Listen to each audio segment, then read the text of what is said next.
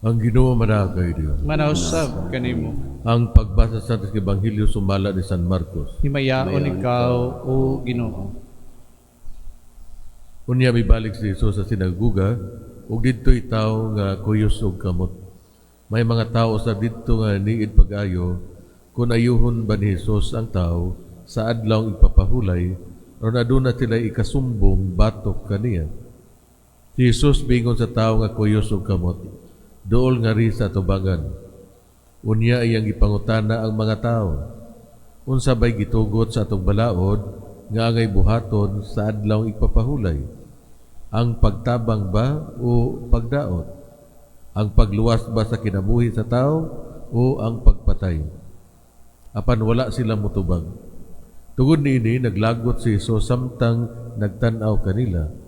Apan nasubo usab siya tungod sa ilang pagkasayop o pagkagahig ulo. Unya iyang giingnan ng tao, ituyod ang imong kamot. Gituyod sa tao ang iyang kamot o naayo kini. Busa, nanggula sa sinaguga ang mga Pariseo o nakikita dayon sa mga sakop sa pundok ni Herodes ug ilang gilaraw ang pagpatay kang Hesus. Ang Ebanghelyo sa Ginoo. Dayon ikaw, O Kristo. Mga igsoon, padayon nato na dunggan ang pagtudlo ni Hesus sa katawhan, ilabi na diha sa sulod sa sinaguga o templo sa adlaw ipapahulay. So ang balaod makaigsunan nagpadayag nga insensitive sila ngadto sa pag-anto sa tao o gisultihan sa atong ebanghelyo. Nga diin dinhi makaigsunan ang pangutana, ang pagluwas ba sa kinabuhi o ang pagpatay ba? Pero sa pagpangutana ni Jesus, ang mga Pariseo o ang mga tao wala motubag. Kay ngano man, kung motubag sila sa pagluwas sa kinabuhi ug dili ang pagpatay sa adlaw ipapahulay, sila usab ilang gilapas ang adlaw ipapahulay. Ug sa ingon dili nila maakusahan si Jesus nga gilapas niya ang adlaw ipapahulay diha sa iyang pag-ayo sa tao nga nag-antos gikan sa iyang kuyos nga kamot. So sila nagpakahilom o wala motubag tungod kay ilang nakita ang kamatinud-anon sa mga pulong ug sa mga buhat ni Jesus. Sila midubili sa pag-acknowledge sa maayo nga nabuhat ni Jesus ug sila nabutaan sa ilahang mga bias. Aduna sila'y hakog nga katuyuan. Instead nga ipakita ang kaluoy, ilang ipadayag ang pakigbangi. Instead, ang pagtabang, bidangop sila sa pagdaot o diha sa kasuko. So mga igsuon ang mga buhat ni Jesus sa itong Ebanghelyo, nagpunting sa kabubuton sa Ginoo sa pagluwas.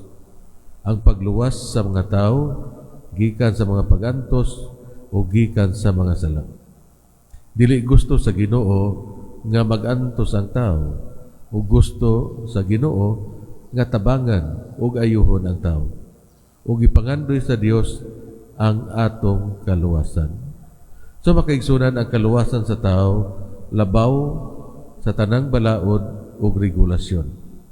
Ang katawhan dili isakripisyo tungod lamang sa sistema ug struktura. Ang kayuhan sa tao mas importante kaysa seremonyas.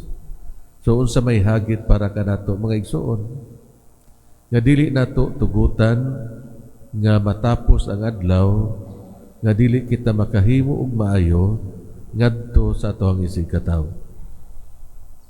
Mainog palihog para sa katilingbanong pagampo. Giluwas kita ni Kristo sa dautan, pangayoon nato sa Dios kini maong grasya ug panalangin diha sa tong pag-ingon. Langit nung Amahan, patalinghugi kami. Langit nung Amahan, patalinghugi kami. Nga tinguhaon sa simbahan ang pagkalingkawa sa katawhan gikan sa bisan unsang butang nga mahimong babag sa pagmantala sa ebanghelyo ngadto sa katawhan niining panahona. Magampo kita sa Ginoo. Langit ng Amahan, patalinghugi kami. Nga hatagan sa Ginoo og paglaom og dasigon ang gutom nga kalibutan nga sa dili makiangayong paagi. Gihikawan og pagkaon, bisti og kagawasan. Magampo kita sa Ginoo. Langit ng Amahan, patalinghugi kami. Nga ang mga matuhuon sa tanang dapit, maadtigong mubati sa uban, sa kinasingkasing gayod ug mubuhat sa angay, isip mga anak sa Dios. Magampo kita sa Ginoo.